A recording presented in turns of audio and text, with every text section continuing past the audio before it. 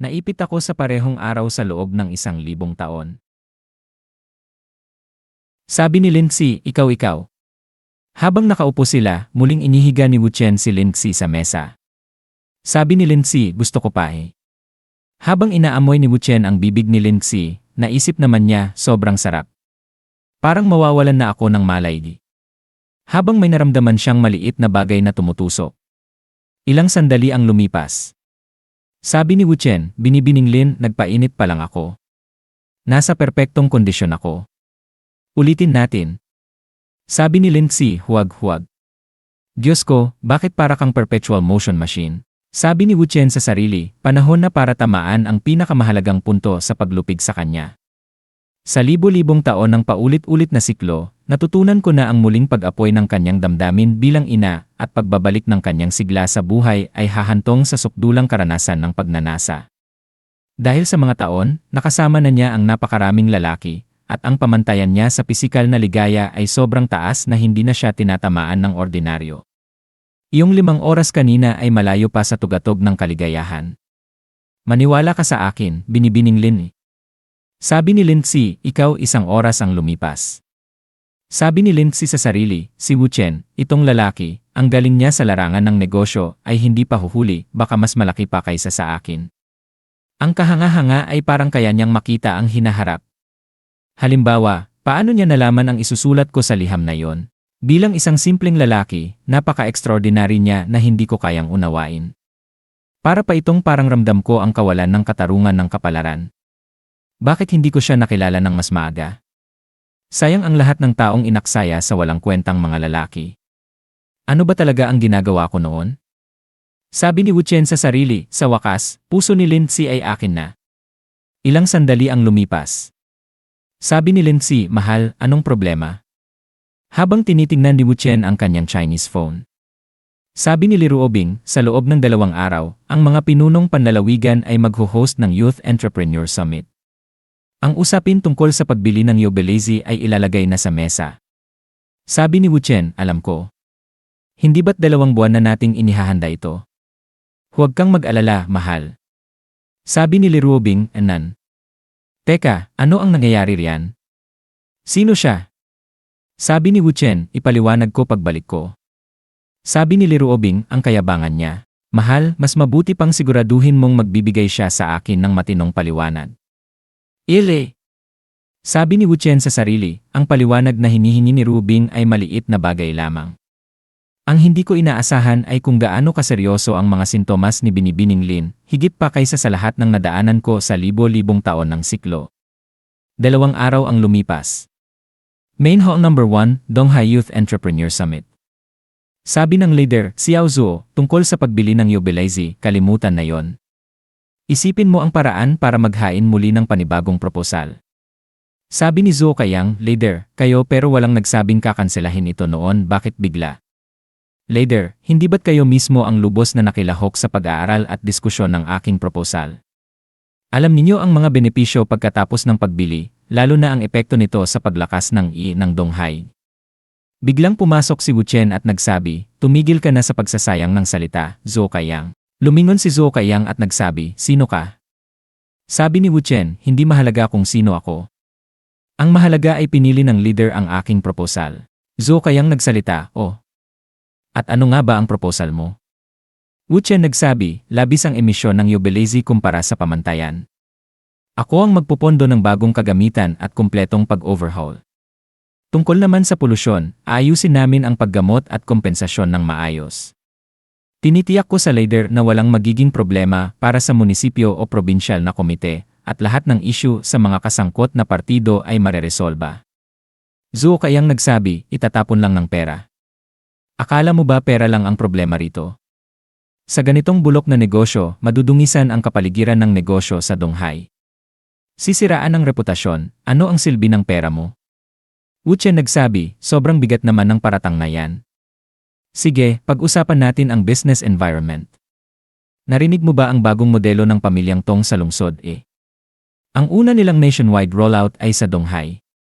Isa ito sa pinakamadalas pag-usapan at pinakamainit na tinatanggap na inisyatiba. Hindi ba nito positibong maapektuhan ang business environment ng Donghai? Zhou Kayang nagsabi, ang pamilyang Tong. Nakakatuwa. Sinasabi mong dito sa Donghai ang una nilang destinasyon, bakit? Isa ka bang Tong? Wu Chen nagsabi, hindi ako Tong, pero nandito ang pamilyang Tong dahil ako ang nag-invest sa kanila. Zhou Kayang nagsabi, sandali. Hindi ba Infinite Investment ang nagpondo sa pamilyang Tong? Ano ang kinalaman mo doon? Ha, huwag mong sabihing inaangkin mong bahagi ka ng Infinite Investment.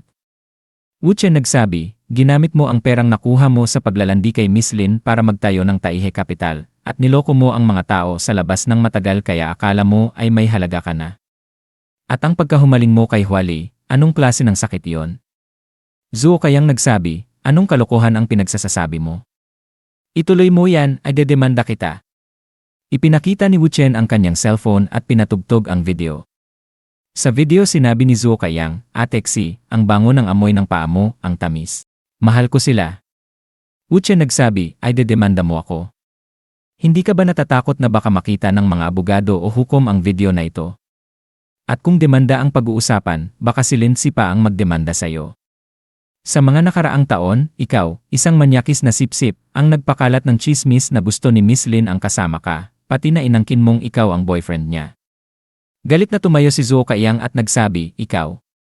Wu Chen nagsabi, ikaw ano? Simula ngayon, ako ang muling kukuha ng Taihe Capital. At ipinagbabawal ko sa iyo ang muling pagsira sa reputasyon ni Miss Lin. Tumalon si Zhou Kayang para suntukin si Wu Chen at nagsabi, muling kunin ang Taihe. Sino ka ba? Biglang lumitaw si Lin Xi at sinampal ng malakas si Zhou Kayang hanggang mapaatras. Zhou Kayang nagsabi, si. At si.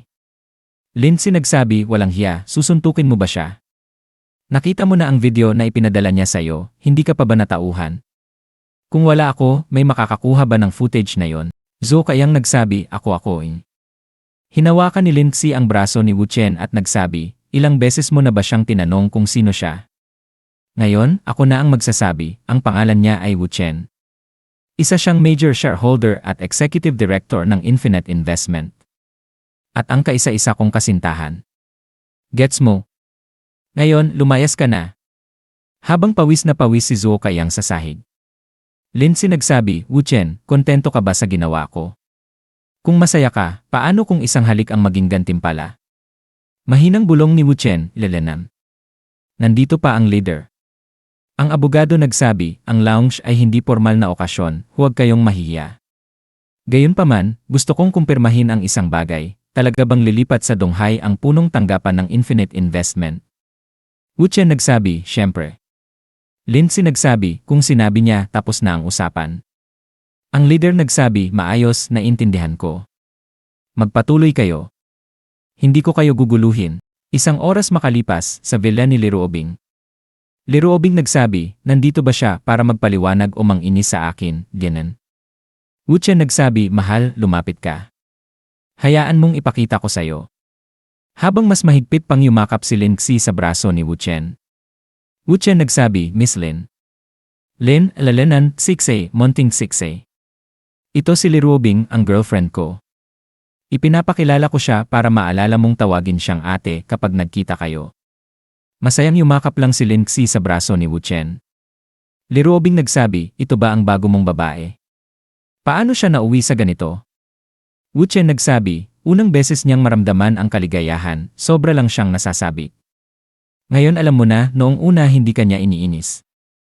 Liruobing nagsabi, simula pa kay Kinying, karamihan sa mga babae na nakilala mo ay may kung ano-anong kakaibang sakit.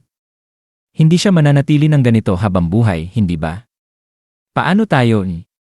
Wu Chen nagsabi, paano tayo, ano? Mismo na agad ako. Bigyan mo lang ng 2 araw. Pag humupa na ang sintomas ni Munting Xixi, magiging maayos na siya. Liruobing nagsabi, 2 araw din eh.